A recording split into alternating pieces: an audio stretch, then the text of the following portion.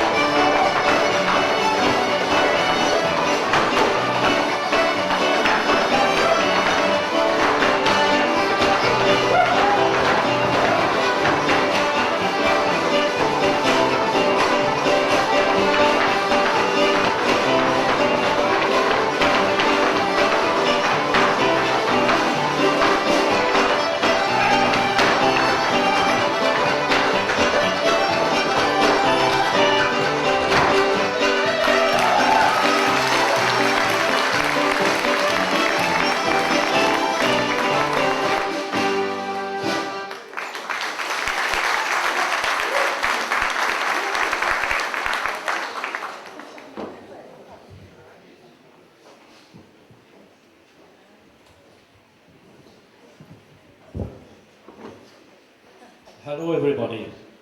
Now I want to do a song for you called Paddy McTighe's Beef.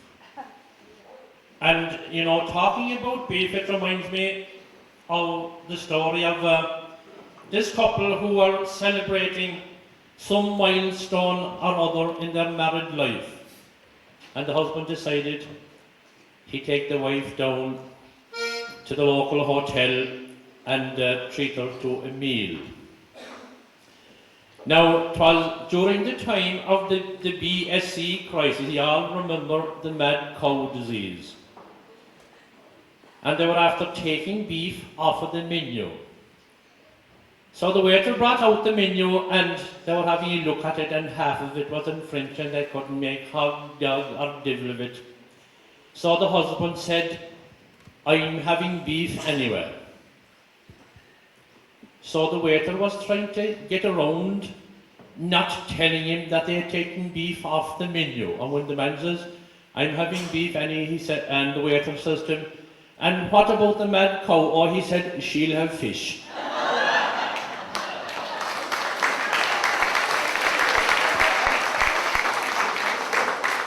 The women will kill me over that one. Some praise this dear old land of ours in story and in song. They sing of the men of Easter week and the battle of Knocklang. They sing of ancient history, the Roman and the Greek, but you'll never hear a verse at all about Paddy McTighe's beef. Now the people of sweet Clare, they're full of fun and glee.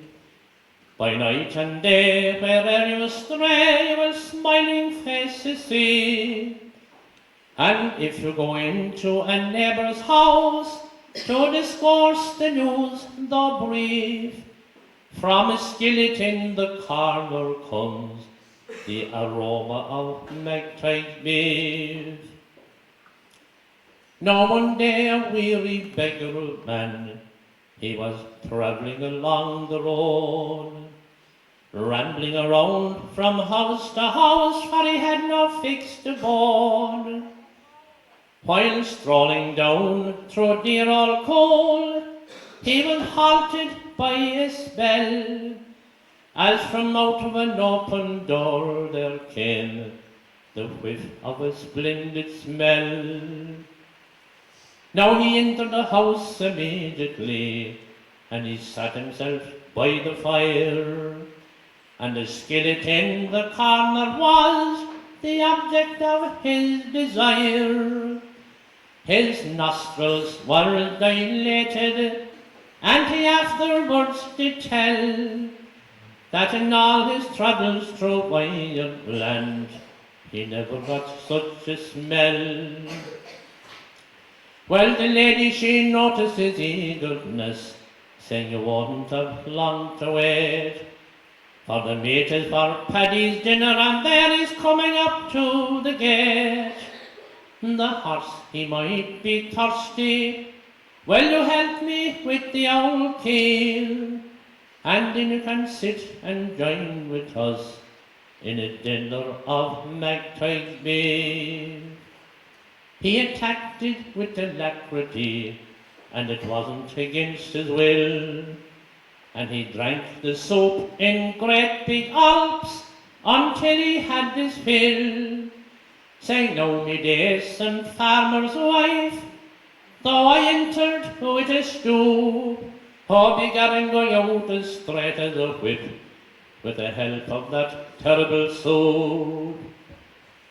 Now the sweet colleens of dear old coal, you would see them at a dance, you could pick them out of any crowd, and I swear you might take a chance. They wear no paint nor powder, and their heads they do not stoop, for they've rosy cheeks and hair in their chests with the help of McTighe's soup. Now my boys of recollections, sure I won't say any more, You needn't taste those doctor's bills as you did in days of yore. If you've the cold or influenza or the colic or the croup, you could cure yourself in 1/2 an hour with Paddy McTighe soup.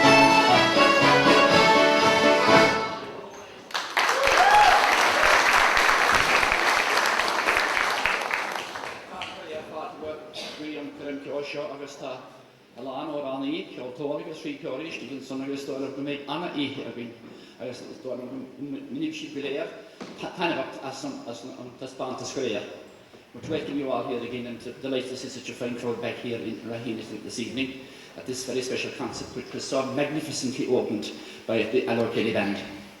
The Kelly Band are, I suppose, under the direction of your own Neelis Herbert, and if I was at home I'd call him Con Herbert, but he's known as Neelis down here. So he has turned this group of very fine musicians into an enormously fine Kelly Band, who have distinguished themselves at competitions all over all Cork County, all over Munster, and indeed up at All Ireland level. They were followed there, of course, by Vincey Crowley from Bantry. Vincey is an All Ireland champion singer. I think he won the All Ireland 4 times. He's an adjudicator and recognised as one of Ireland's finest singers. And we're delighted to have him here tonight in Raheenagh. And again, of course, talking about All Ireland champions, our next performer here also will be an All Ireland champion, and that is Gary McMahon. Gary has distinguished himself as a singer.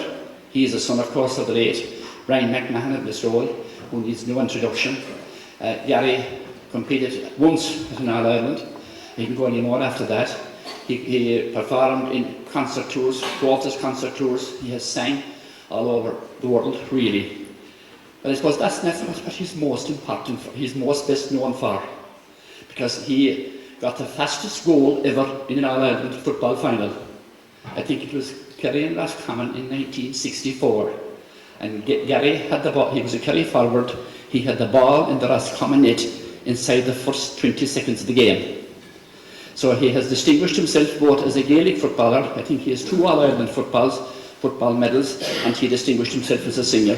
And I now ask Gary to come along and give us a song.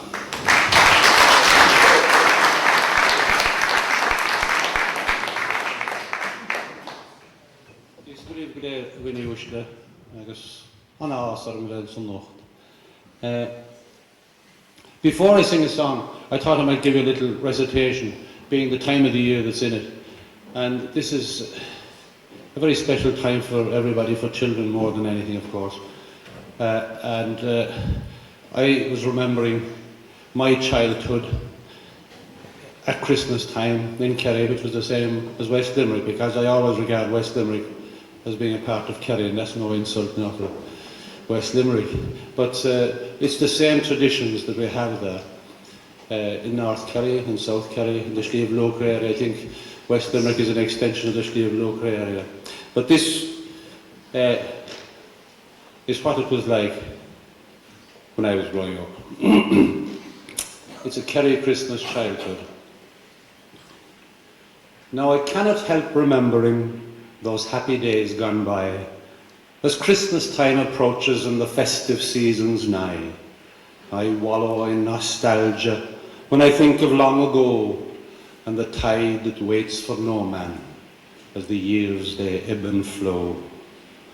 We townies scoured the countryside for holly buried red, and stripped from tombs green ivy in the graveyard of the dead, to decorate each picture frame hanging on the wall and fill the house with greenery and brighten winter's pall. Putting up the decorations was for us a pleasant chore, and the crib down from the attic took centre stage once more. From the box atop the dresser, the figures were retrieved to be placed upon a bed of straw on that blessed Christmas Eve. For the candles, red crepe paper round the jam jars filled with sand to be placed in every window, and provide a light so grand to guide the Holy Family who had no room at the inn, and provide for them a beacon and a fall to moor within. The candles were ignited upon the stroke of 7, the youngest got the privilege to light our way to heaven. And then the rosary was said, and we all got on our knees, remembering those who had gone before and the foreign missionaries. Or we'd all be scrubbed like new pins in the bath before the fire, and dressed in our pyjamas of tall tales we'd never tire. Of Cuchulainn and Ferdia, the Fianna, Red Branch Knights, Banshees and Jack of the Lantern, Sam McGee and the Northern Lights. And we'd sing the songs of Ireland, of Knockanoor and Black and Tans, and the boys of Barnasride who hunted for the ram. Mam and Dad, they warned us as they gave each goodnight kiss, if we didn't go to sleep at once, then Santa we would miss. And that magic Christmas morning, so beloved of girls and boys, when we woke to find our dreams fulfilled and all our asked for toys. But Mam was up before us, the turkey to prepare, to peel the spuds and boil the ham, and supply the festal fare. She'd accept with pride the compliments from my father and the rest. Of all the buds I've cooked, she said, this year was the best. The trifle and plum pudding, oh, the memories never fade, and then we'd wash the whole lot down with Nash's lemonade. St. Stephen's Day brought renboys with their loud knock on the door to Bowron beat and music sweet. They danced upon the floor. We terror-stricken children fled in fear before the batch, and we screamed at our pursuers as they rattled at the latch. Like a bicycle whose brakes have failed, goes headlong down the hill, too fast the years have disappeared, come back they never will. And our clan is scattered round the world, from home we had to part, still we treasure precious memories forever in our heart. So God be with our parents dear, we remember you with pride, and the golden days of childhood, and that happy Christmas tide.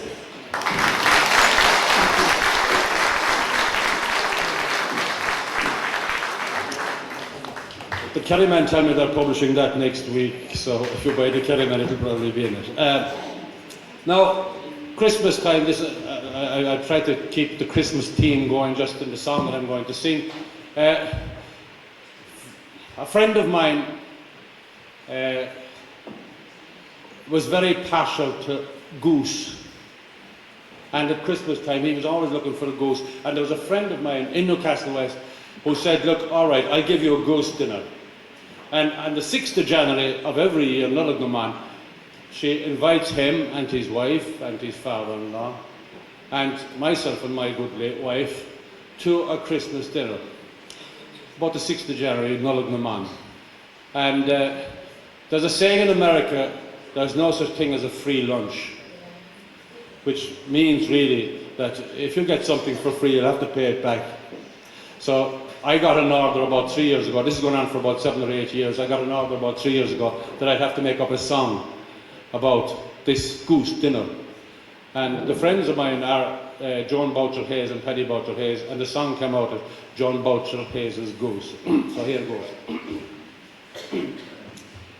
Now Christmas time is come and gone and the New Year's ushered in.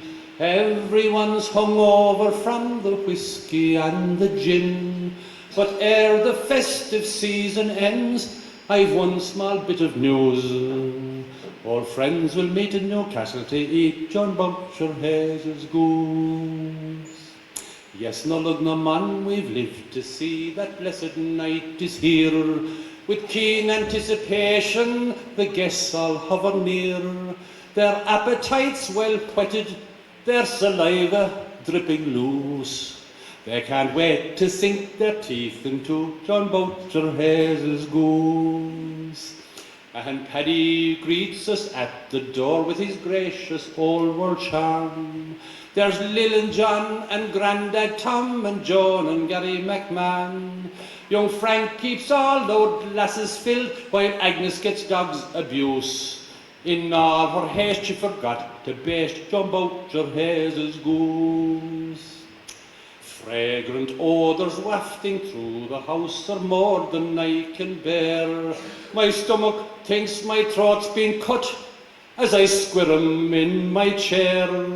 When the dinner gong is sounded and the savages are let loose, and there's a stampy to the dining room for John Boucher Hayes' goose. Oh, their starters and their finishers, you're very sound looking back there. Oh, their starters and their finishers, smoked salmon and strong wine, all kinds of food and port salut, and brandy sauce so fine.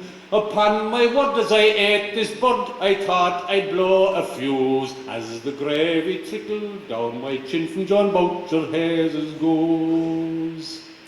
Now they say good manners are all gone in this new century, yet in our midst there still exists fine hospitality. So raise your glass, each lad and lass, I'll not take any excuse, and here's a toast to those we love the most, and John Boucher Hayes' goose. Yes, another year we've lived to see, is go merrimid gulair bio, is go vog a dear harsline to Gwyn and to Paddy and to Joan.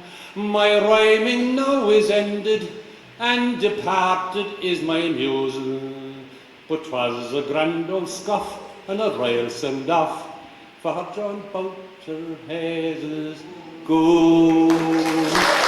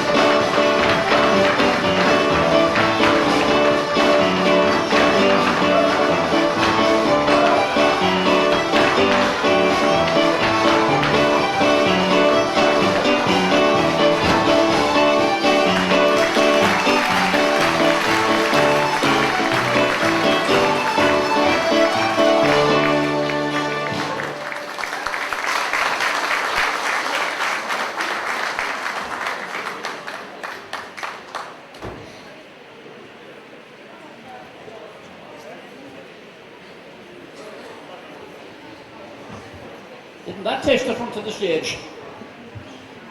That dancing. I'm wondering what the lantern is doing. And you know, it reminds me of a story. There was this fellow going out one night going meeting the girlfriend, you see. And he had a lantern. And he was walking along with the lantern. And he met another fellow, you see. So they were chatting, and man says, "Where are you going?" "I'm going to meet the girlfriend," he said. "Oh God," he said. "When I was going to meet my girlfriend," he said, "I never kept the lantern." "Well, that's it now," he said, "and you'll see if I do that."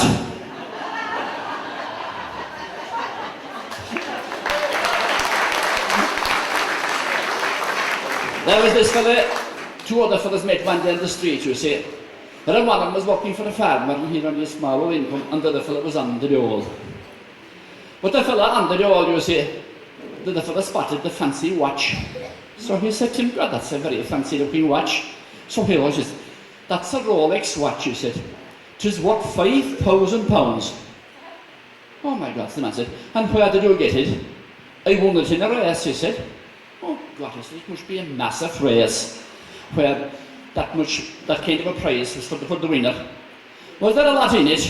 "No," he said, "only 3 of us, but I won it well." "Oh," he said, "there must be very special athletes to say there was a prize like that." "Yeah, I know," he said, "there was only the 3. "And who were the 3? "The owner, a policeman, and myself." Now, we'll continue.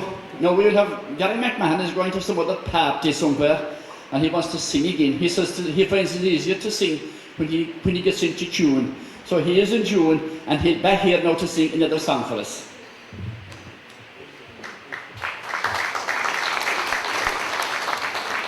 The dawn will break o'er woodland and lake in that green isle across the sea.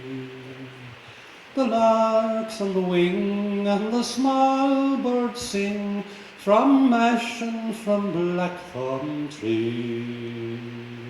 But I'm far away in America from each streamlet and rippling rill that tumbles and glides down the sloping sides of my lovely West Limerick hills.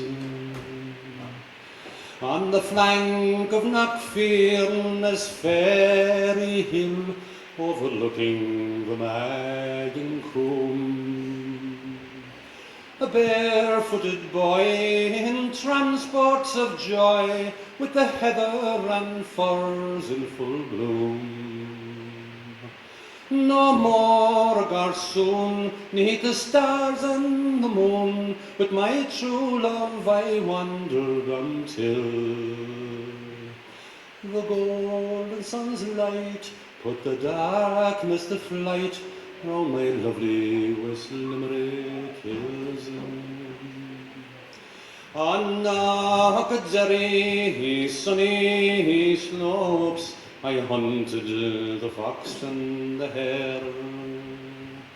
By bugle and tongue sweet echoes were flung to banish misfortune and care. The sun it went down over village and town, and soon came the evening's chill. And in purple twilight I whispered good night to my lovely West Limerick hills. And Knocknagorn I can't forget, in the parish of Sweet Atay. The March winds I braved and the black turf I saved, with friends who have now gone their way. My Colleen, she died ere I made her my bride. Her loveliness lives with me still, which caused me to roam and to leave my own home from my lovely West Limerick hills. Farewell to the Ashford range that I love, will I ever see more. Our clash on Afrin's holy rock, where our forefathers worshipped on Vior. By Shannon and Deal my spirit steals, of roving I've more than my fill. And the good God I'll praise as I spend my last days around my lovely West Limerick Hill.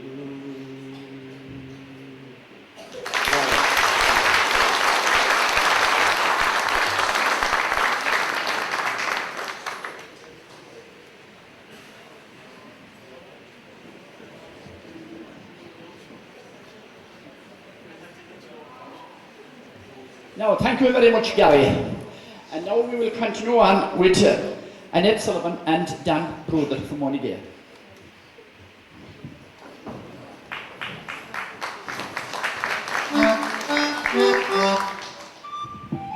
Hello, how you doing? We're going to start off with a couple of jigs. The first one is of the year, Thank God We Are Surrounded by Water. I think it's very appropriate for tonight. And the second tune is called The Wandering Minstrel, and we've no name for the third one, so there are 3 jigs.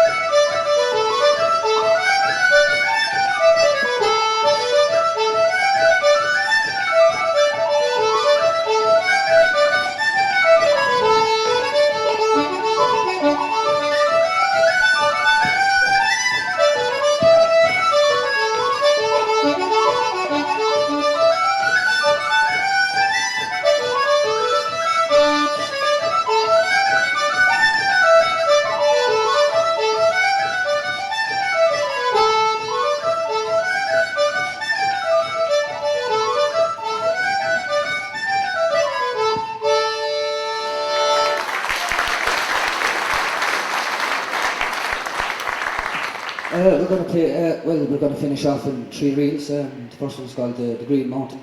The second one's called Over the Moor to Maggie. It's all about water, these tunes. And the last one is the Congress reel. Thank you.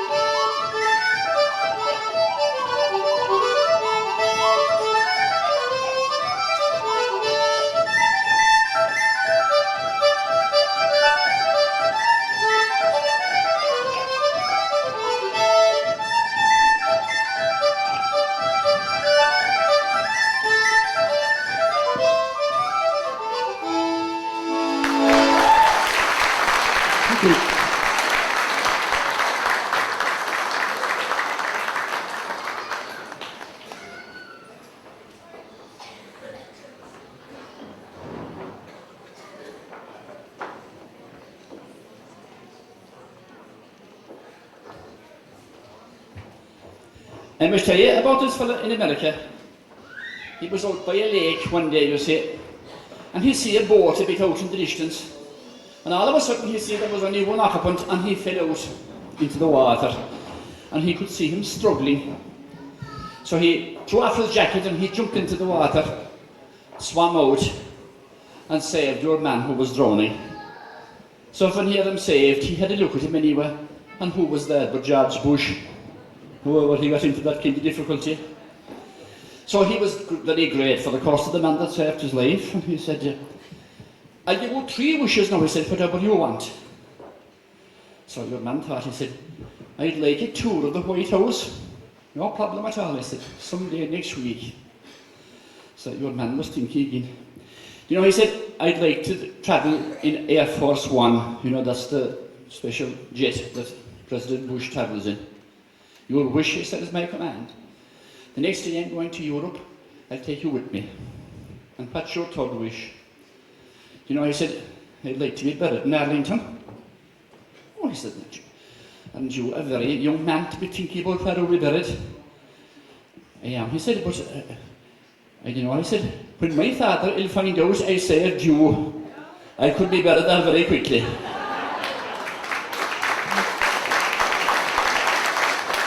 Now, we have 2 dancers here, Tracy Sheehan and Lee Mulcahy, and I think Timmy Collins is playing for them.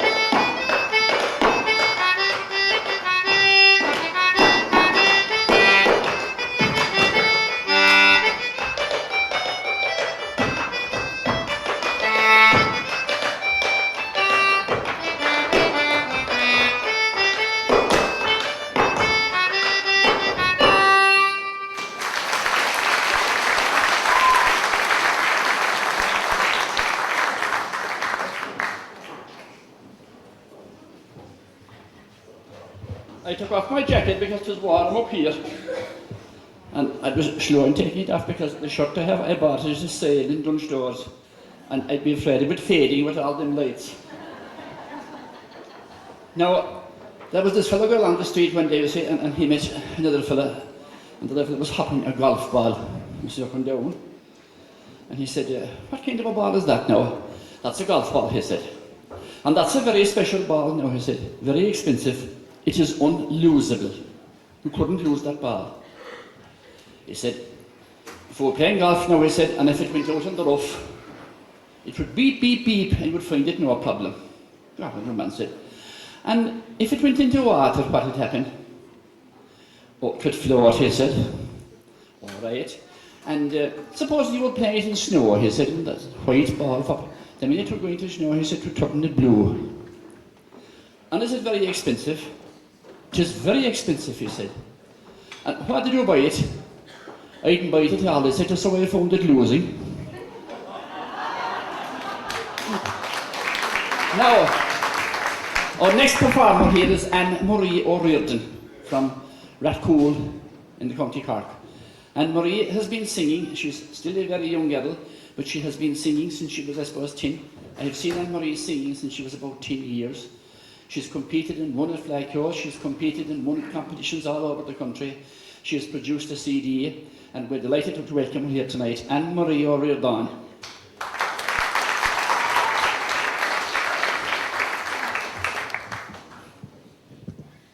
Oh, my name is Joe MacDonald. From Belfast town I came. That city I will never see again. For in the town of Belfast I spent many happy days. I love that town in oh so many ways. For it's there I spent my childhood and found for me a wife. I then set out to make for her a life. Oh, but all my young ambitions met with bitterness and hate. I soon found myself inside a prison gate. And you dare to call me a terrorist while you look down your gun, when I think of all the deeds that you have done. You have plundered many nations, divided many lands. You have terrorized their people. You ruled with an iron hand, and you brought this reign of terror to my land.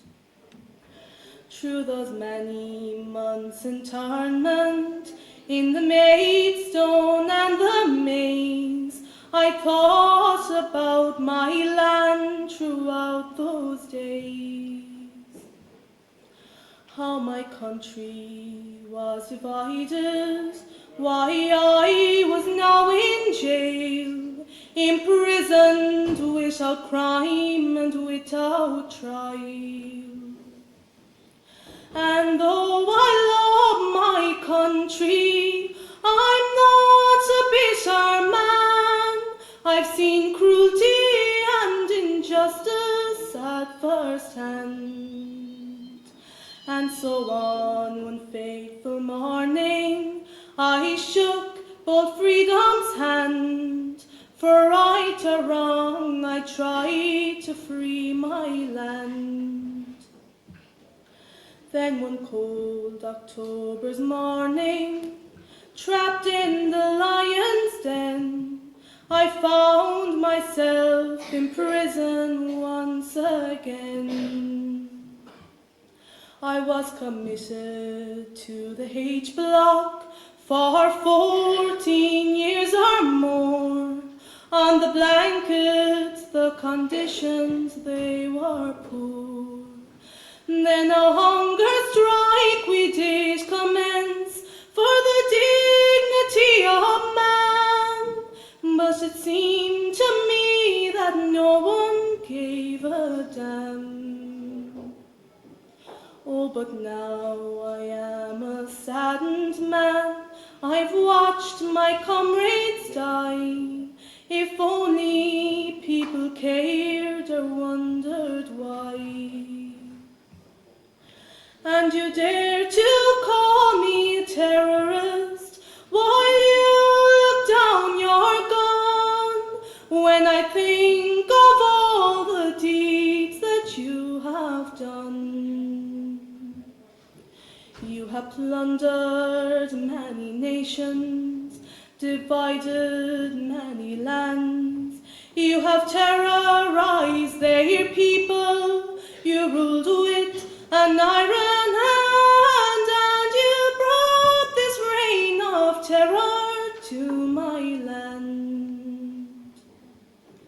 May God shine on you, Bobby Sands, for the courage you have shown. May your glory and your fame be widely known. And Francis Hughes and Ray McCreesh, who died unselfishly, and Patsy O'Hara, and next in line is me.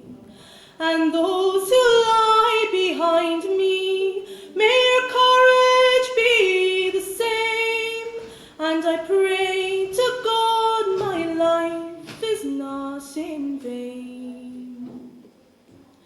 And though sad and bitter was the year of 1981, for everything I've lost and nothing's won. God my husband.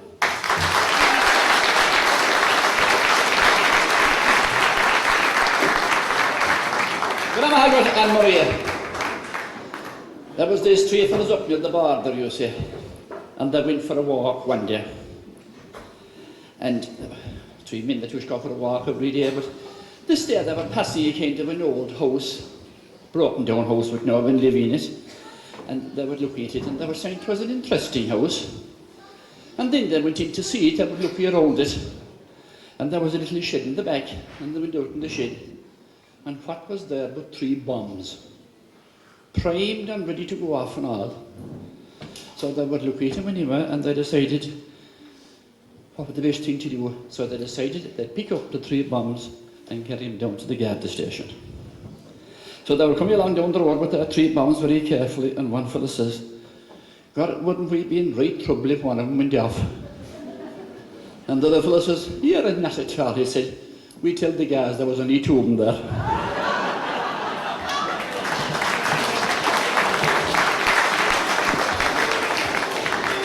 Now we will have a tune from a fiddle player who needs no introduction down around West Limerick, Anita Delee. And I think that Tracy Sheehan might do some bit of dancing afterwards as well.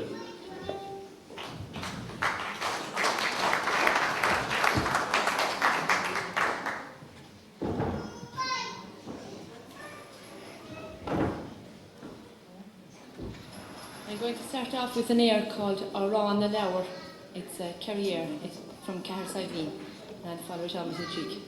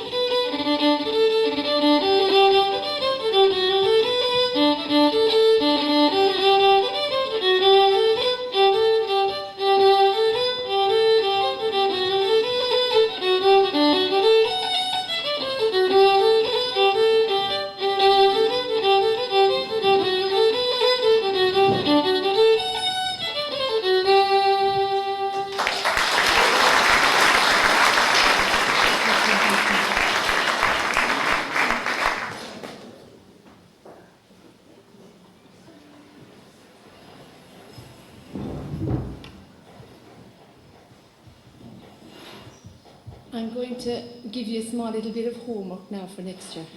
So you've got to listen very carefully and you've got to be able to do this next year. And especially for the people amongst you who love music and can't play instruments.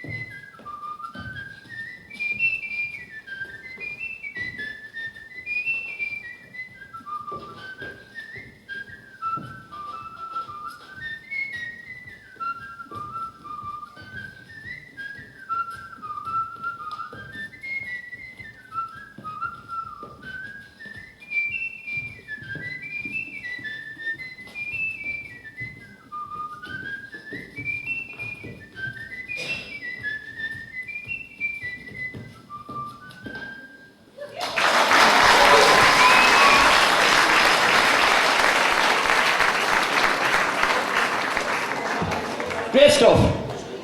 And it, of course, is the All-Ireland champion whistle player. And you know, when I was young, there used to be a saying, a whistling woman or a crowing hen, there wouldn't look nor grace in the house they're in.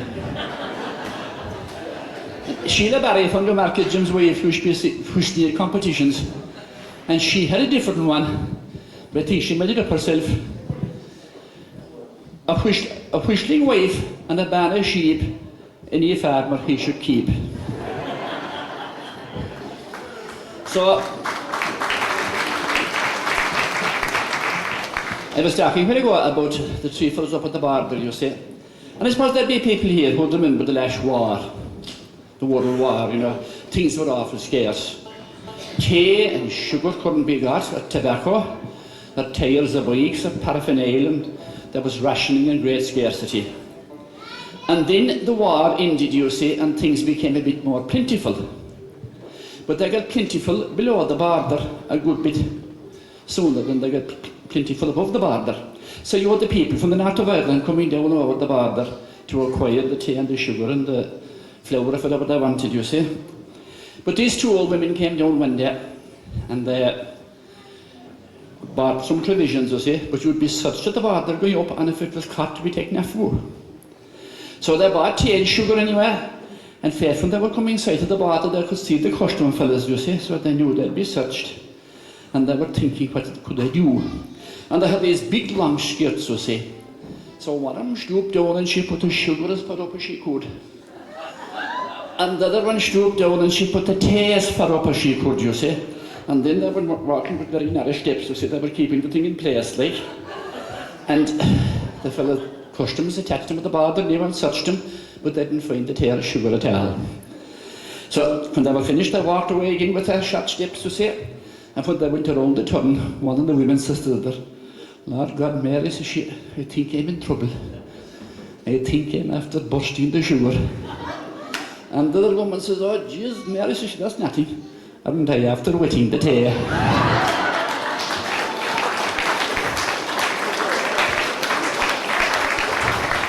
Now, we have a real treat for you here. We have Sean-nós dancing. Sean-nós dancing is one of the oldest forms of dancing we know in Ireland. And we can trace it back, I think, to around 1413 in Baltimore in West Cork. Vincent would know that part of the country. The Mayor of Waterford went visiting to an O'Driscoll home on Christmas Eve. And O'Driscoll and his son did a bout of Sean-nós dancing, I think year around 1413. So we're delighted to have here tonight, all the ways from West Clare, Adrian Wahan and Paddy Nealon, who are going to give an exhibition of Sean-nós dancing.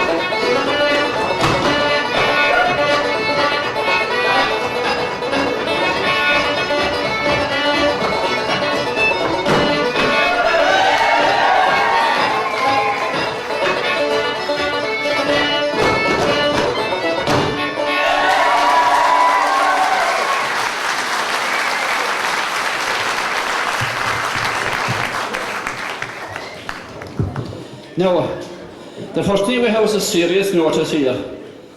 A car that's going to be clamped, pulled away, because it's blocking some people. A 97C4463, I think it is a silver Rover. Now that was tremendous, Sean was dancing there. We'll now continue with a song from West Cork friend back again, Vincy Crowley. Vincy.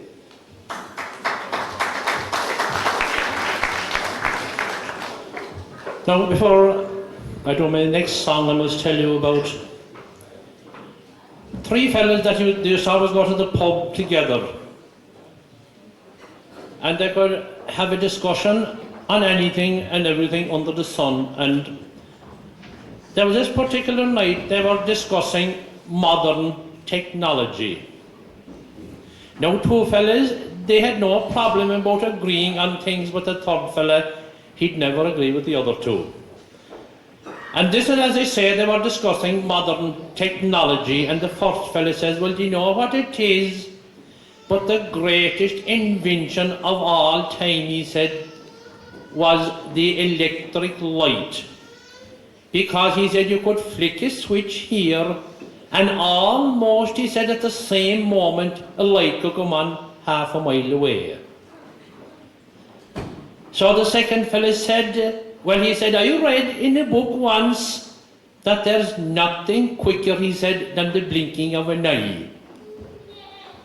The third fellow said, the two of you, he said, you're completely wrong. I'll tell you, he said, what's the buy for speed, he said. 'Tis the diary, he said. I got a shot of that, he said, last week, he said. And he said, I didn't get time to blink an eye, not a mind turn on the light.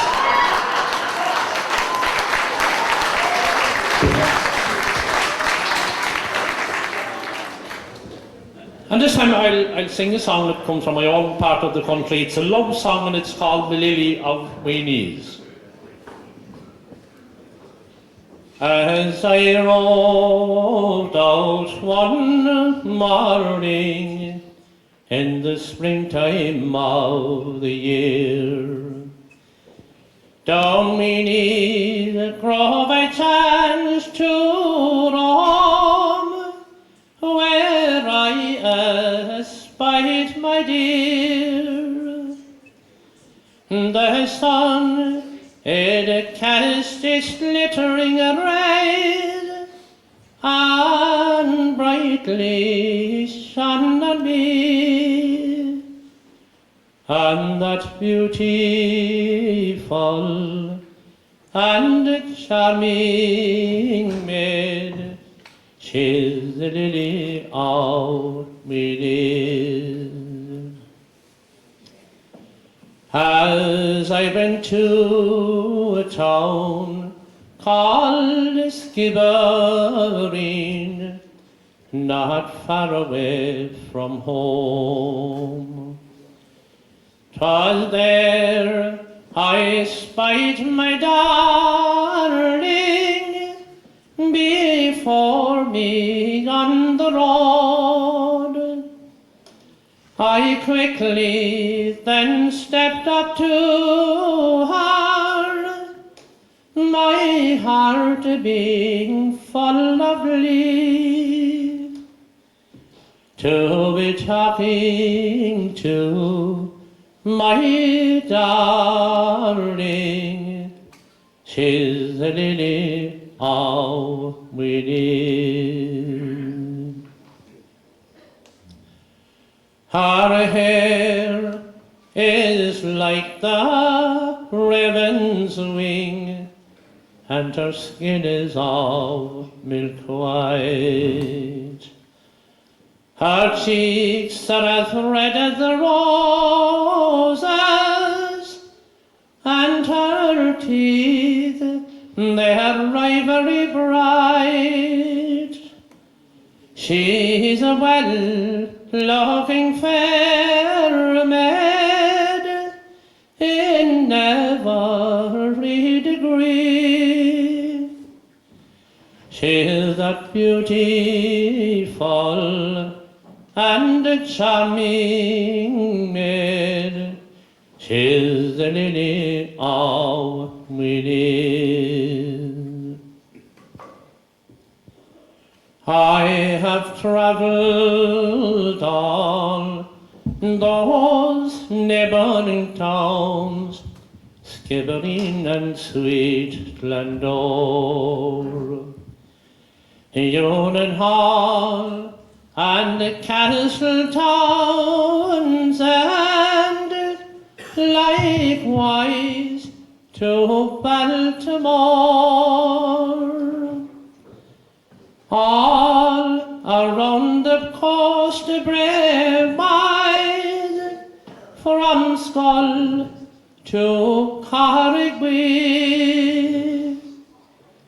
and yet I met none equal to the lily of Wynne.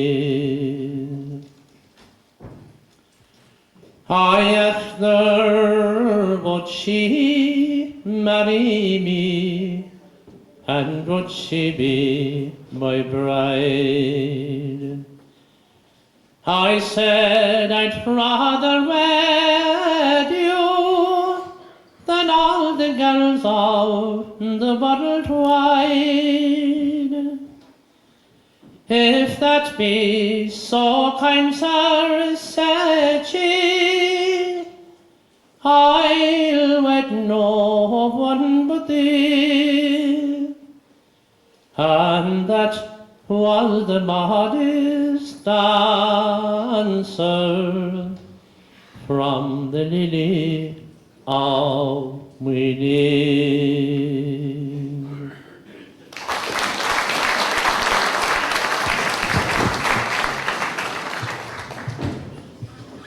Well, I got Vince here. Now, I must tell you about this priest that was going to the school. You see, Father John Mackler down here, you know, Father Mackler goes to schools as well. And this priest was going to the school, you see, they called that time examining in their catechism. I think they would call it Christian doctrine nowadays.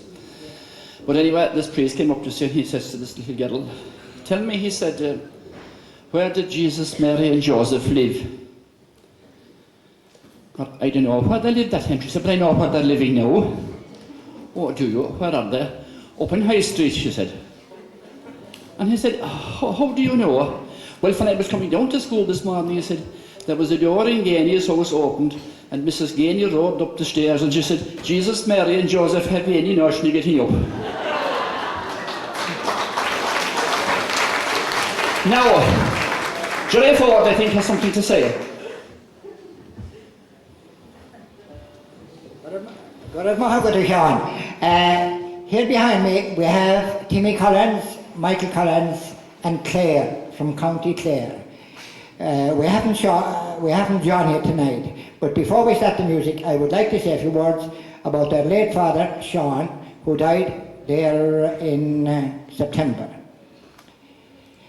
His passing was an awful loss to us, to his family of course first, but also to the wider community, because his knowledge and expertise of anything traditional, it had no limits really. Peggy is not here tonight, and John isn't either, but we have, as I say, Michael, Timmy and Claire. And I know very well he's up there looking down at us, and I hope he's happy with what he hears and sees. So let's sing Derame, Rod de agus Solas na Vlahas, da Anem Usel Dealish, agus Leshin, a Raig Leshin Keol.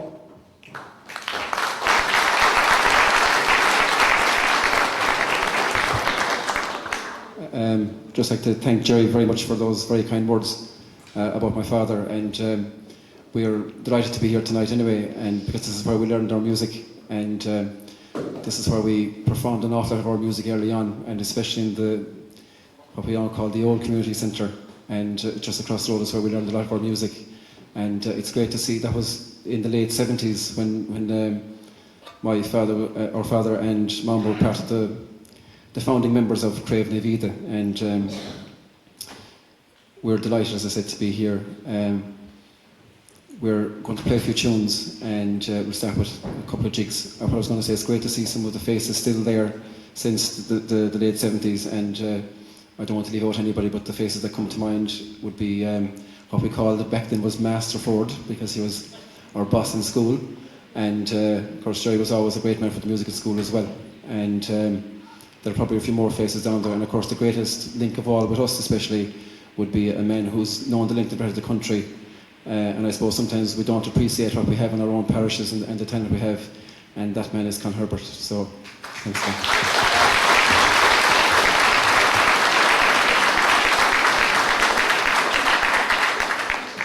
I'll finish by saying my father used to often use a few bad words when Con Herbert would be knocking at the door at 12 o'clock at night looking to come in and play a few tunes. So we're going to play two jigs, two well-known old jigs. The first one is The Rose and the Heather, and I think which we learned from that same man down there, and the second one is On Buckle Drogheda.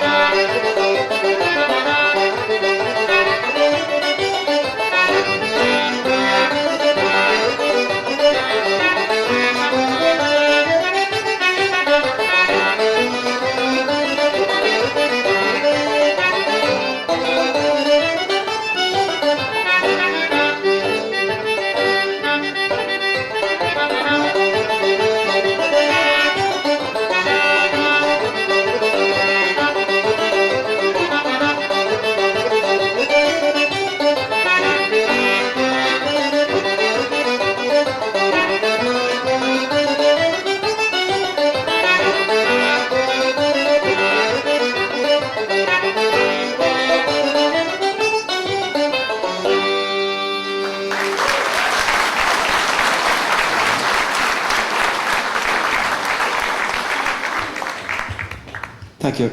As you can see, we put a lot of practice into this. So we're going to finish off with a couple of reels, and I think we have a couple of girls to join us as well. So again, we'll stick with the old ones, which are the best. We'll play The Boyne Hunt, The Mountain Top, and The Shaskeen. So thanks very much again.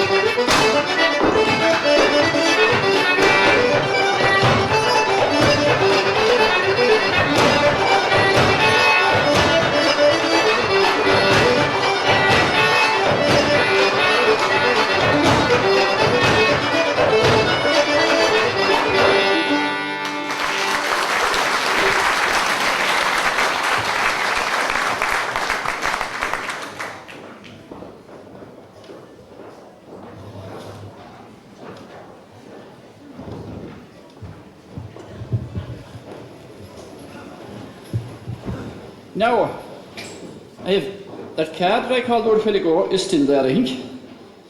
We'll have to get a few people that have time to lift it or try to wear it or something with it. That's 97C 4463, and it is a silver rover. 97, that's a cock car. I suppose cock fellas done part too well. Oh my God, there's a Limerick car as well now then. There's a 0000 LK 4338. Those two cars are causing massive obstruction out there. So this is the half time now. We're having a short break. There's a raffle and there'll be tickets for sale amongst you. I think there's 3 strips for €2. And I'd say if we give them a fiver, they'll give you a good few strips. So there's a whole heap of prizes in there, and we'll be back in about a quarter of an hour with the Darnella then to sponsor the show.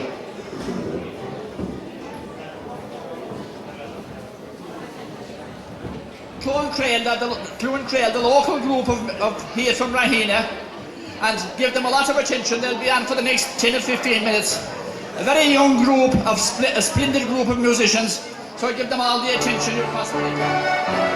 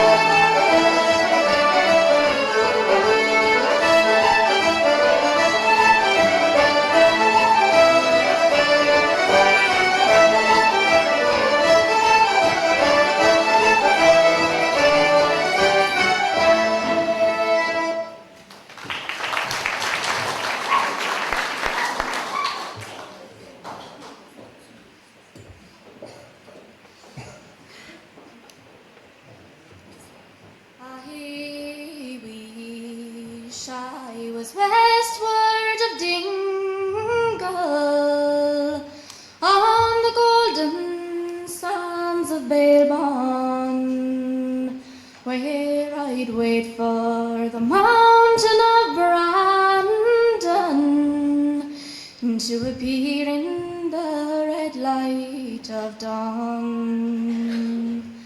I gaze over Smerwick Harbour, the yacht and its billowing sails. My body is here in the Bowery, my heart's in the land of the gale. For the curse of the drink is upon me, it softens my will and my brain, and whenever I save a few dollars, I fall off the wagon again. But I'm thinking of a lovely Carrock-Boreen, the Blaskets and fair Country Bale, as over the ocean they call me to come back to the land of the gale. Now the wind like a knife it cuts through me, and with hunger I'm ready to fall, and the snowflakes are swirling around me as I head for the church mission hall. But I hear the sweet sound of the skylark, and I list to the curlew sad wail, as over the ocean they call me to come back to the land of the gale. For 'tis 50 long years since I left it, a young fellow still in my teens, and if I'll ever return now you ask me, I go back every night in my dreams. But the call of my homeland's all powerful, and I'm certain this time I'll not fail. Then I'll hear my own tongue, and again I'll be young, when I'm home in the land of the gale.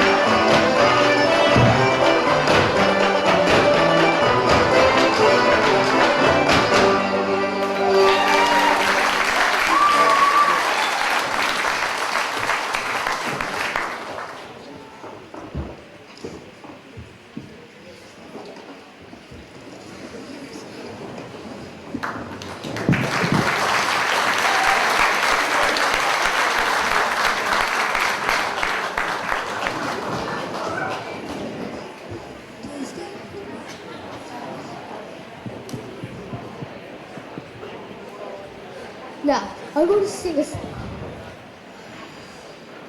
With the terrible weapons of modern times, we all have a craving for peace.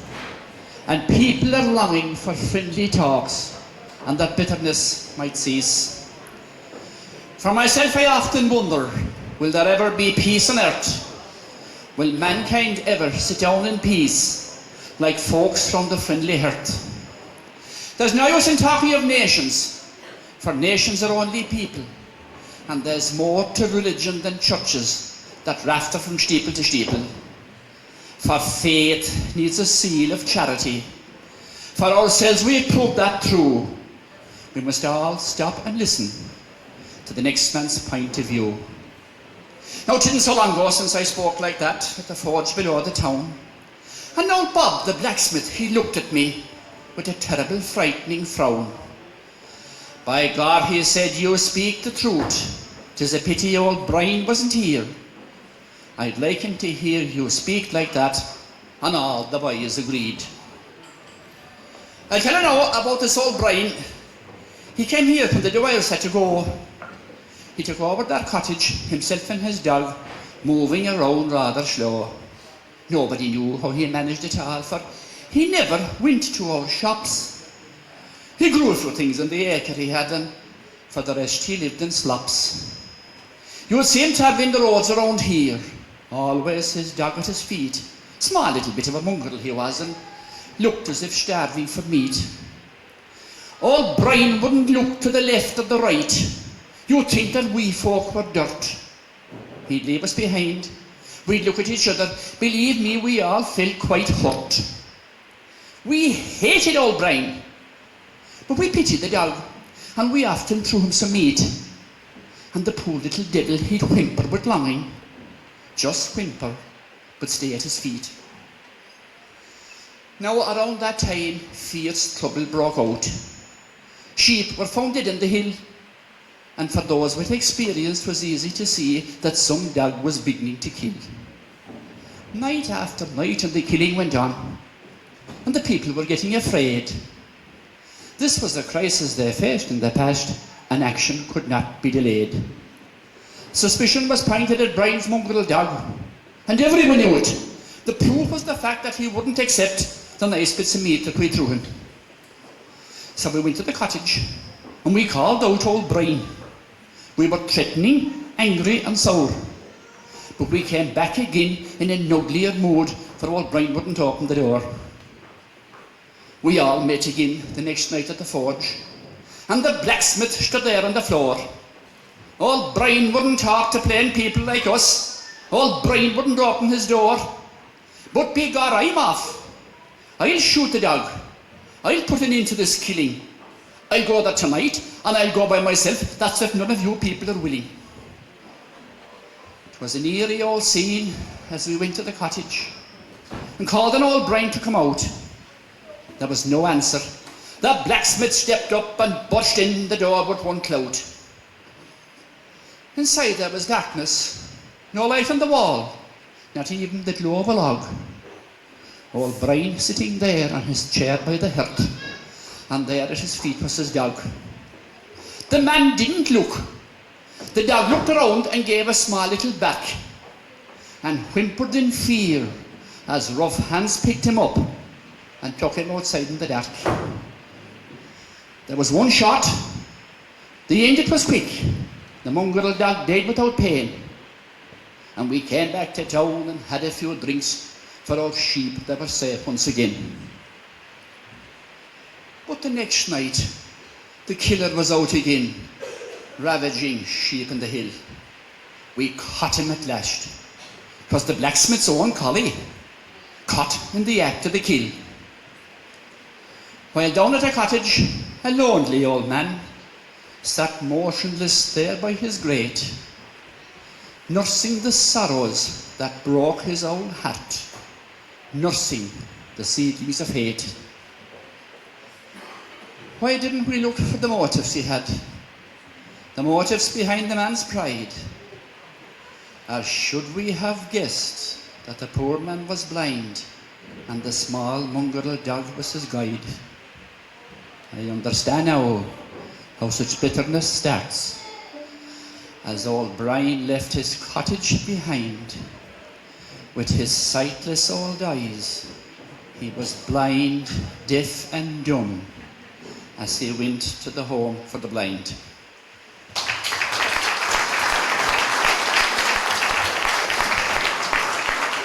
Now, the next group of musicians here behind me are very well known in County Cork anyway. Connie O'Connell is one of the exponents actually of Luachra music from Kildamatra up and down the country. He teaches music in UCC, and he is joined by his daughter Anna and Francis O'Connor. So give your attention please to Connie, Anna and Francis.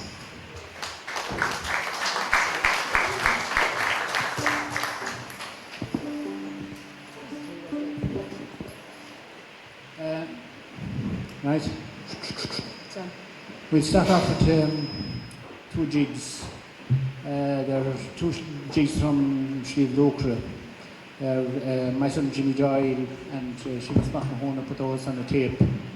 Ceol Gomad, and I know it's available at all now. But I think they'll bring it out in CD. Of course, they're supposed to bring it out in CD in the near future. But these are the two jigs anyway from that particular tape.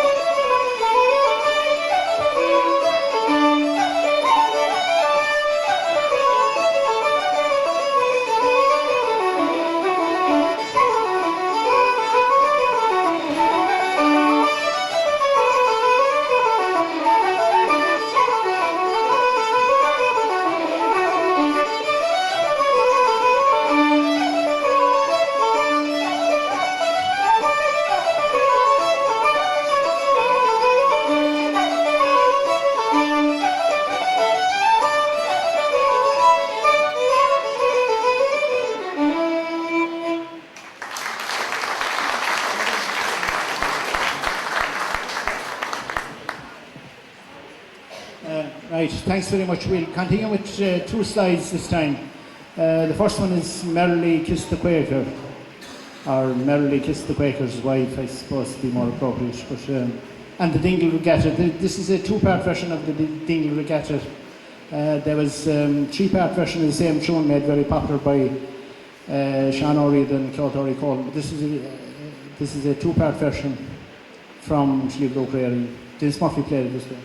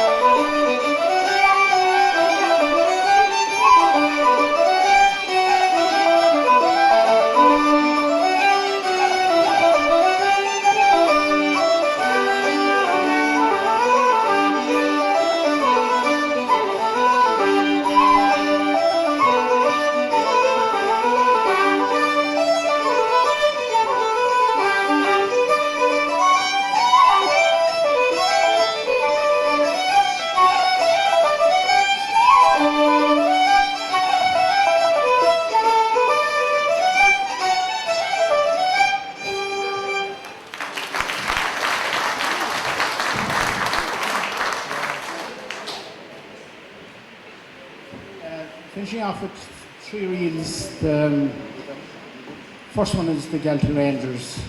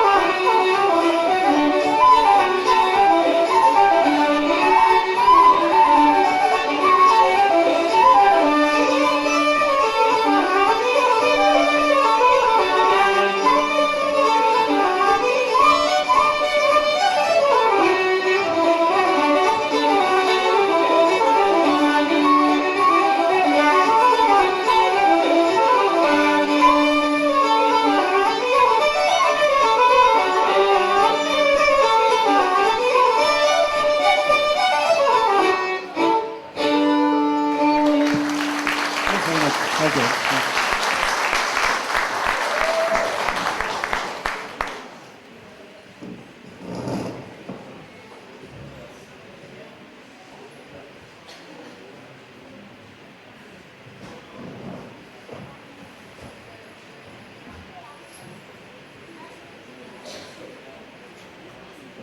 Now, any gathering of musicians couldn't be right without a story about Padraig O'Keefe.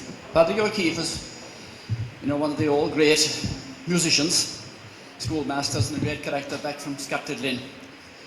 And he used to be out playing music, of course, until well after daybreak in the morning.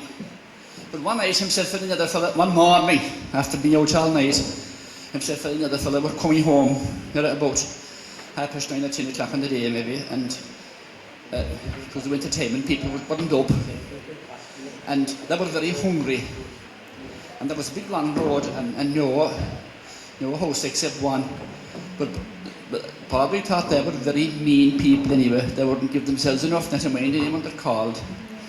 So himself and his man was coming along anyway, and said, wasn't there smoke out of the house? And your man says to Padraig, will we go in? Padraig says, no use. He said, they happened for themselves and they wouldn't give it us. So when they were passing the house, anyway, the man says, do you know, he said, I smell meat being fried. Jesus, Padraig said, if we smell meat being fried, there's one of them after falling into the fire.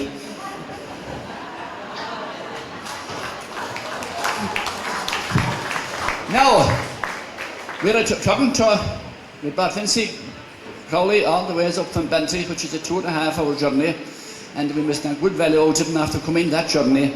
So we'll now get Vincy to sing the last song of the night.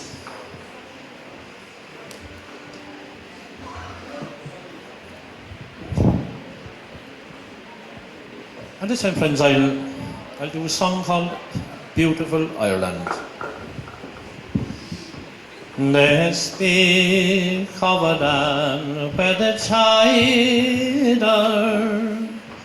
can build him a free, happy home.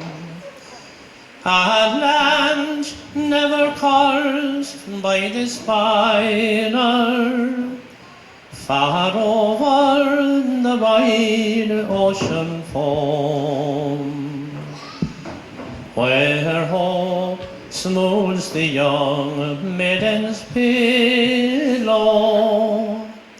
The tyrant's dark frown is unknown, and freedom looks out o'er the billow, far away like a queen on her throne.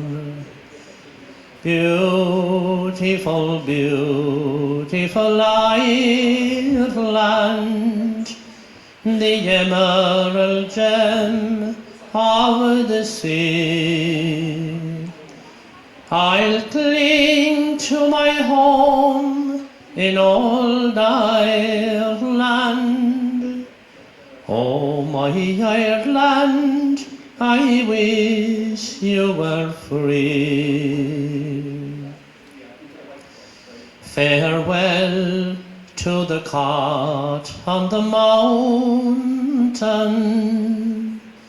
to the cradle that lulled me to sleep. Tears fell like nature's own fountain as we braved o'er the waves of the deep. We are going to a land where there's plenty, a land of the free across the foam. And each night when I lay on my pillow, I will dream of an Irishman's home.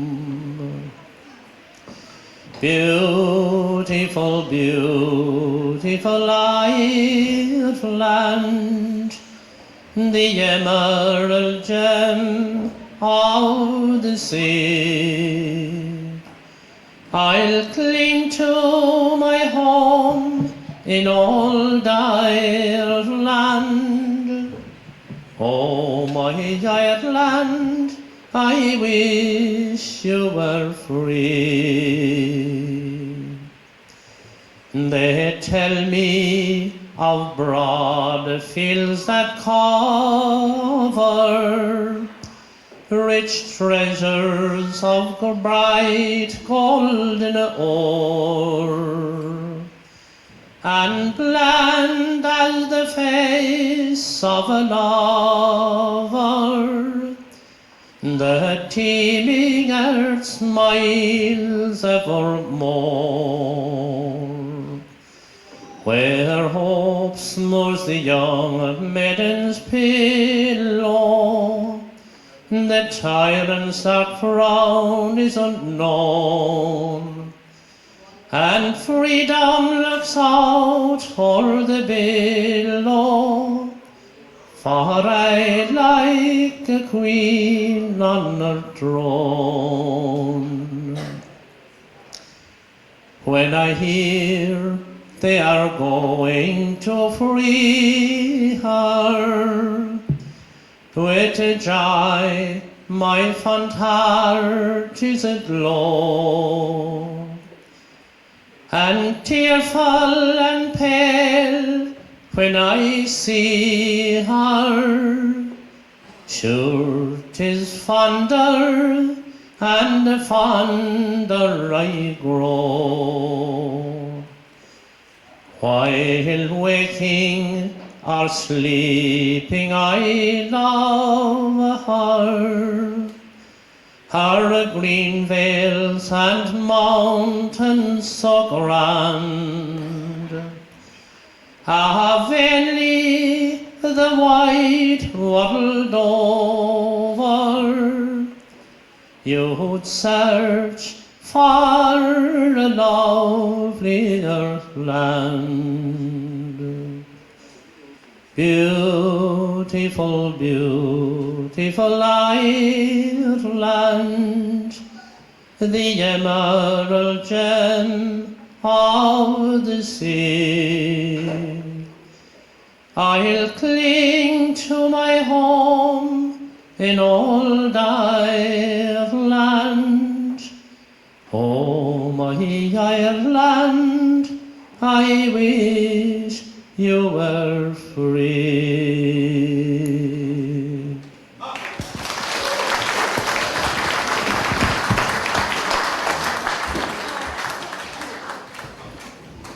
Grandma got Vince.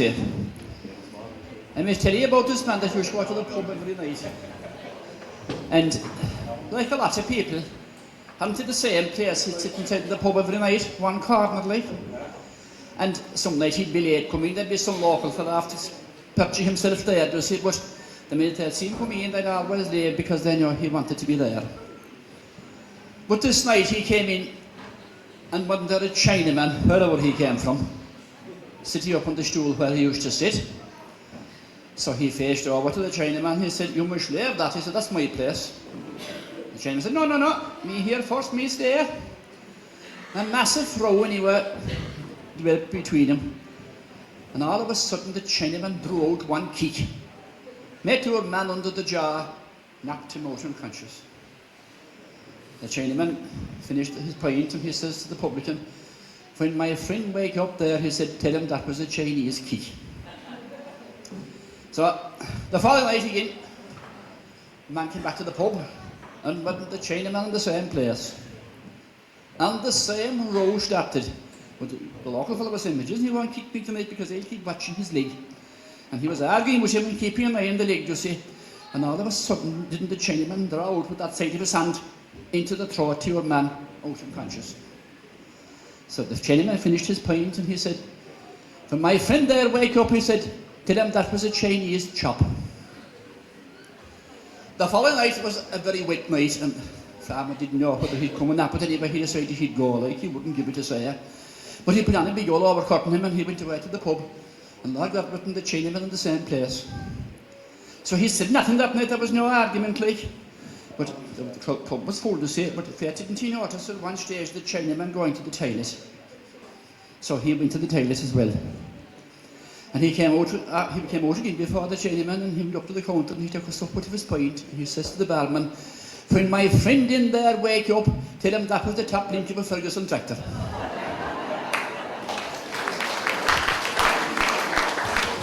Now, we have a big treat for Ian Store next. As everybody around here would know, of course, the Cill Ide Runboys won the All-Ireland in Listowel this year. Great competition to win. We were talking about various All-Ireland winners all night, but here in this very area, the Cill Ide Runboys also won the All-Ireland, and we're delighted that they're all here tonight, lining up, and I think the Stockton are behind me here, and they'll be coming away bit by bit after that. So a big hand, and congratulate the Cill Ide Runboys.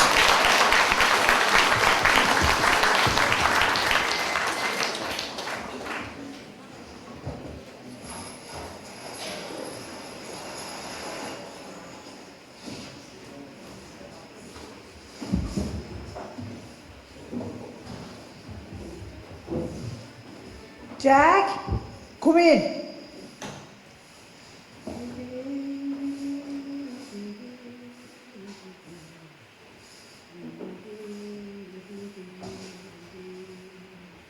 Jack, come in here.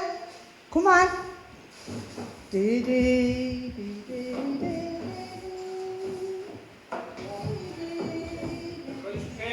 coming, but I have bad news for you tonight. I was a bit late going out as you told me to try and go out in time. But even the goose gone. What? The goose is gone, the fox cab the goose we had for Cill Ide is there. And I couldn't even track him up the wire and made him, he was gone. I tracked him in the snow, he got into the corner field, but no good. I was late. What will we do at all now from Cill Ide is there? You're always late. But I did better, we have no goose. But I called to the rated turf, and I brought up once that turf that we catched with the rushes out of the big, out of the horse leather. Look at it. I hope there's no beef with you. But to like this now, we burn it and we get a goose and press. But sure, things have changed altogether now from long ago. Do you remember long ago who told you now? We used to be down at the corner of the bridge, and we used to be able to look up the hills all around here. But since 1951, the whole thing has changed. The green plague took over Ireland, and there's nothing in the hills now where there was houses. The Masrock now, if you look at the small field at the back of the Masrock, there was McCaffrey's there. And there was the candles in the windows and all these small houses along there. There's nothing there now, only the old forestry trees. And I tell you something else now. My Aunt Holly, she's up there in the wall, God rest her, look, she went to Canada, and she was right there with Christmas, and she's gone now as well. And she told me long ago, from early morning, you would have runboys in the door from 9:30 in the morning. Nothing now, things have changed. I know, I didn't see one of them. But then I tell you the things now, we have the tough now, and as far as I know, there's a blizzard coming, we could get snow, because there's a black wind coming up over the gate in the Cumra field, and at least we have the tough field now, and we'll have a nice little fire. Hold it now a minute. Do I hear something in the boreen down below? What? And is it too late for runboys now? There'll be no runboys coming this time of night, will there? No. Is it too late? It's too late now. Huh? It's too Then late. go now. Didn't I tell you? What? Didn't I tell you? And how did we go here? Go right to the house. And tell me, how much you money to pay him? To take in the house. And tell me, no, to look at the police system, huh? We'll get it to the pound under the bottom of the hall. I paid him yesterday. I'll find something anyway.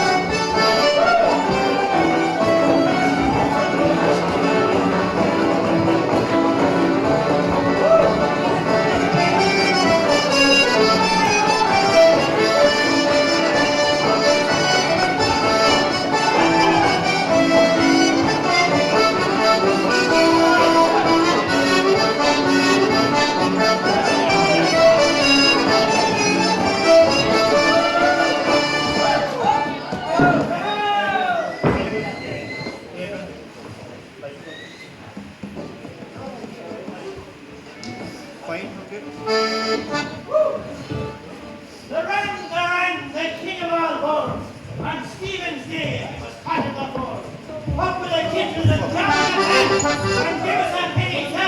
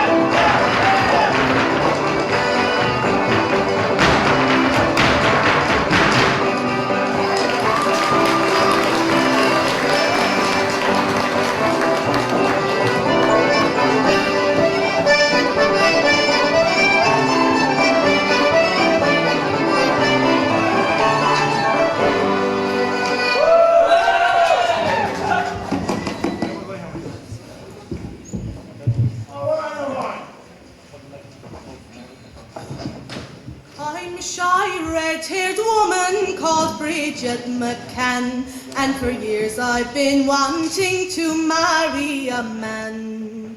I don't care if he's fat, if he's tall or he's slight. I just want to keep warm in the cold winter's night. I'm sick in the heart and I'm sad and forlorn. My bloomers are old and my petticoats torn. Feed the hens, feed the pigs, put the cow in the shed, and sure all that I want is a man in me bed. I've chased them at markets, at dances, at fairs. I've travelled through Kerry, through Limerick and Clare. I swear I will burst or go queer in the head if I don't find some old man to warm up my bed. An old black-haired tinker came calling one day, a fine strapping man with a swaggering way. I put 2 pounds of powder all over me dial, and I bid him sit down to rest for a while. No, ma'am, says he, sure I must cut along. Nonsense, says I, sure the night is still young. I've a fine feathered bed away up in the room, and the older the fiddle, the sweeter the tune. I could see he was game when I stripped by the fire. His old eyes, they were crazy with love and desire. When I got to me bloomers, he let out a roar, and he jumped through the window. I saw him no more. Now I'm sick in the heart and I'm sad and forlorn. Will I ever get an old man of my own? But I will keep up hope till I'm grey in the head. Maybe one day I'll find an old man in me bed. So come all ye young women who are cosy at night, keep your hands on your man when you snuggle up tight. Keep him happy and satisfied, warm and fed. Sure, I'd swap me old bloomers for an old man in bed.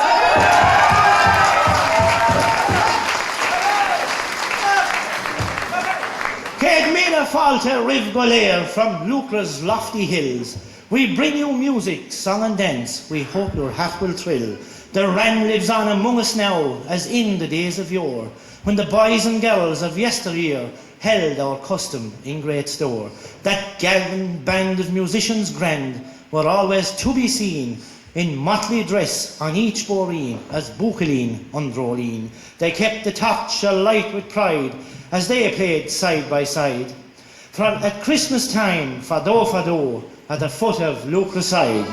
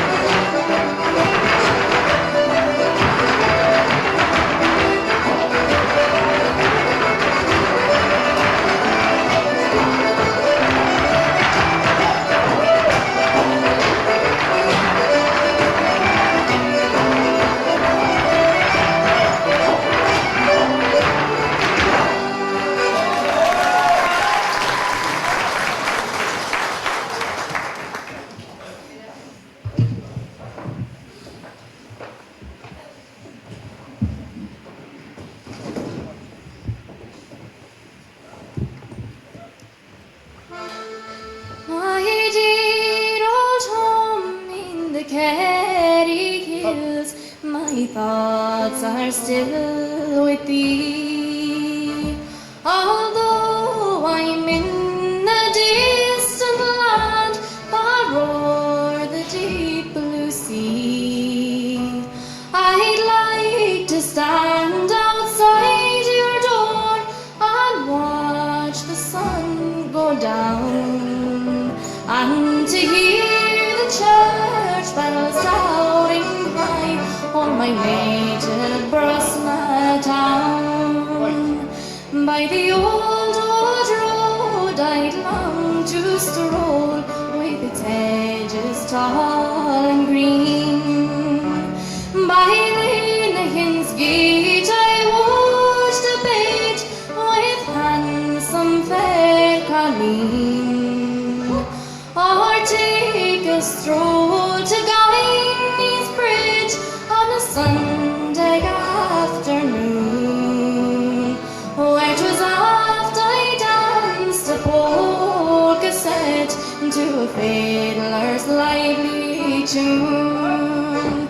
By Carrick lanes and winding glens, in fancy now I see the river field flows fast and free from Murphy's elder tree, where many's the romance I discussed from dark till early dawn, and many's the happy hour I spent with me darling Colleen Bawn. On Knockacladrig's lofty hills I'd like to stand once more, and view from Shannon Airport to the town of Sweet Rathmore, back to the peaks of Cuddy's Rigs, Gillarglen and the Lawn, from Castlemaine to Coolagrain, and home by Brosna town.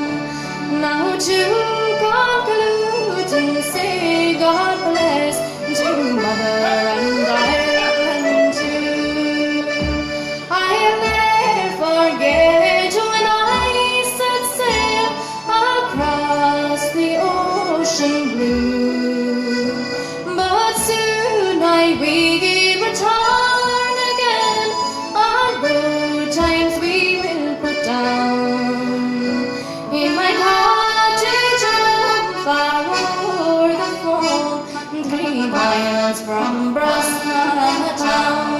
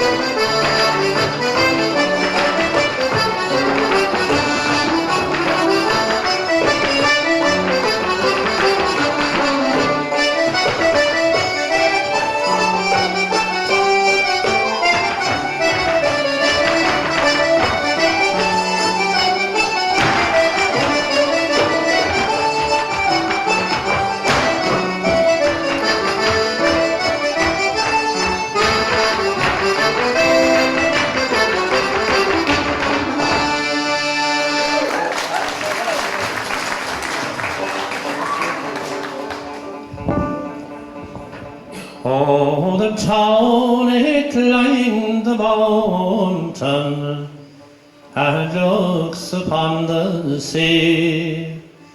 At waking time or sleeping, it there I long to be, to walk again those kindly streets, in the place my life began, with the boys of Bartrada, who hunted for the run. With cudgel stout we roamed about, to hunt for the galeen. We searched for bars in every forest, from Letter to Dooneen. We jumped for joy beneath the sky. Life held no print or plan, as we boys from Bartrada hunted for the run. And when the hills were bleeding and rifles were aflame, to the rebel homes of Kerry the Saxon stranger came.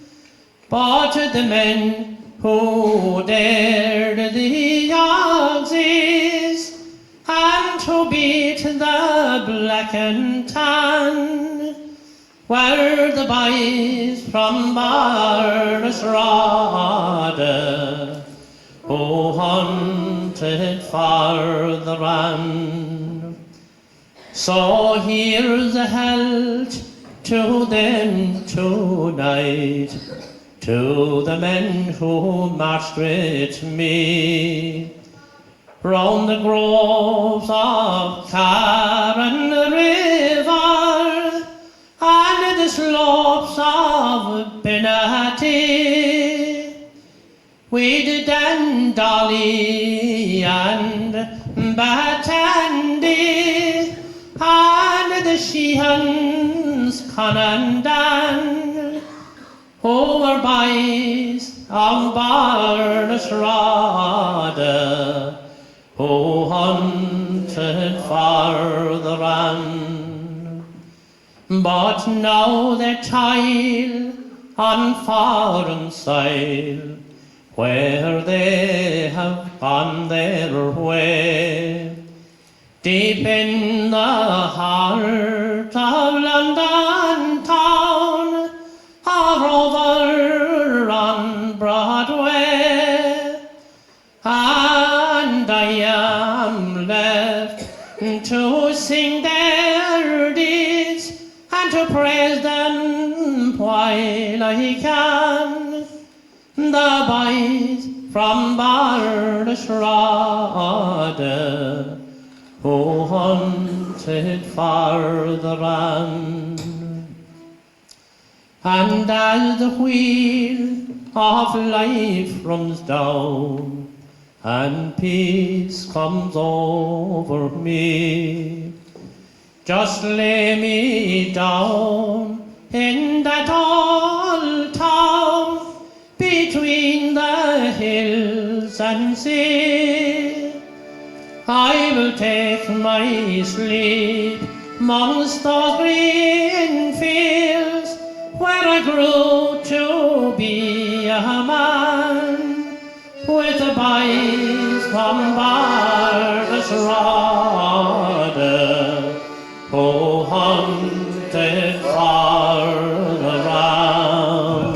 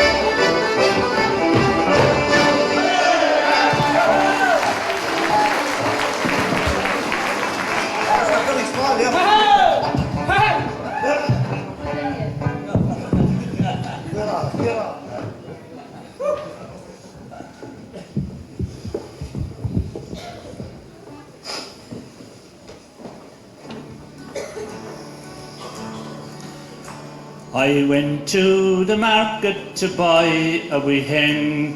I thought I might like a wee egg now and then. When I woke up next morning, sure I got a great shock. Says the hen, I can't lay because I'm a cock. Toodaloo, toodalay, for the Queen of Society lives down our way. One day in Kilkenny, I called on Miss Brown. She was having a bath and she couldn't come down. Says I slip on something and come down here quick. Sure she slipped on the soap and came down in a tick. Toodaloo, toodalay, for the Queen of Society lives down our way. One day I thought that I'd go for a swim. Sure I took off me clothes and then I went in. But when I came out, sure no clothes could I find, and I had to go home in me absence of mind. Toodaloo, toodalay, for the Queen of Society lives down our way. I dreamt that I died and to hell I did go. Where do you come from? They wanted to know. Says I'm from Ashford. The devil did stare. Oh, get out of here quick, we've too many from there. Toodaloo, toodalay, for the Queen of Society lives down our way. I dreamt that I died and to heaven did go. Where do you come from? They wanted to know. Says I'm from Ashford. St. Peter did stare. Oh, step inside quick, you're the first one from there. Toodaloo, toodalay, for the Queen of Society lives down our way.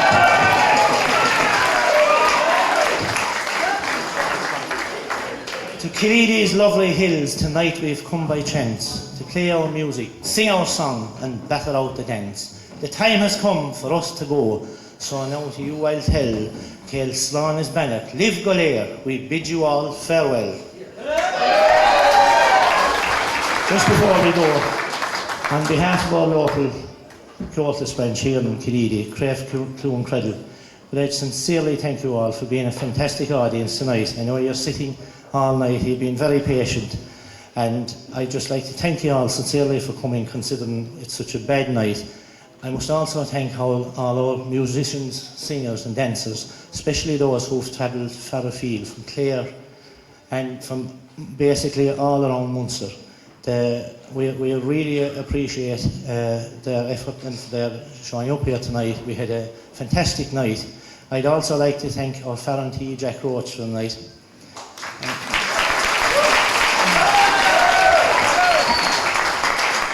And basically just to wish you all a very happy Christmas from our local branch.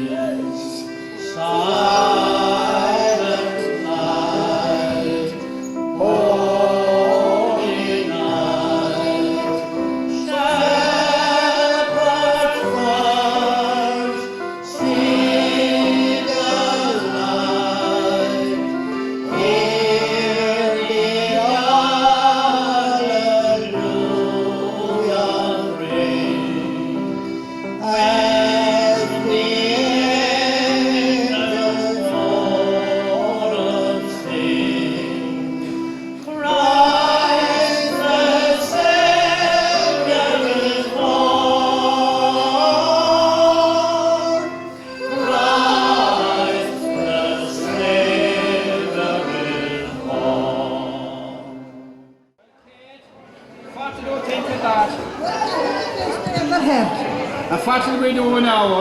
I don't know. But I suppose it's time to turn in. We'll put off the light and put back the clock. Come on.